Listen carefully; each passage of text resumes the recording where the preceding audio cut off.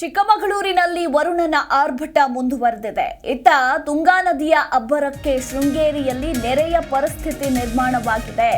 ನದಿ ಹಂಚಿನ ಗ್ರಾಮಗಳ ತೋಟಗಳು ಸಂಪೂರ್ಣವಾಗಿ ಜಲಾವೃತಗೊಂಡಿದ್ದು ಇಲ್ಲಿನ ಸ್ಥಳೀಯರು ಆತಂಕದಲ್ಲಿದ್ದಾರೆ. ಇನ್ನು ಕೂತಗೋಡು ವ್ಯಾಪ್ತಿಯ ಬೆಟ್ಟಗೆರೆ ಕೆರೆಮನೆಯಲ್ಲಿ ಸಂಪೂರ್ಣವಾಗಿ ವರುಣನ ಆರ್ಭಟ ಹೆಚ್ಚಾಗಿದ್ದು ತೋಟಗಳೆಲ್ಲವೂ ಕೂಡ ಜಲಾವೃತಗೊಂಡಿದೆ. ಗಮನಿಸಬಹುದು ನೀವು ಕೂಡ ದೃಶ್ಯಾವಳಿಗಳಲ್ಲಿ. ತುಂಗಾ ನದಿ ಉಕ್ಕಿದ ಪರಿಣಾಮ ತೋಟಗಳು ಮುಳುಗಡೆಯಾಗಿವೆ.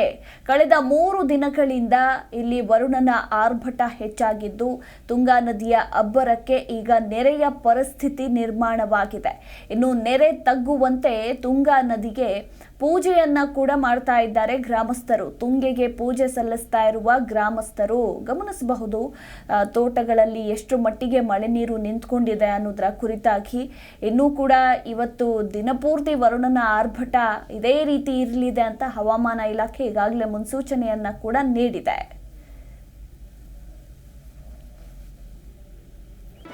ಜಿ ಕನ್ನಡ ನ್ಯೂಸ್ ಈಗ ನಿಮ್ಮ ಮನೆಯಲ್ಲೇ ನೋಡಿ. ಎಲ್ಲ ಕೇಬಲ್ಗಳಲ್ಲಿ ಈಗ ಲಭ್ಯ.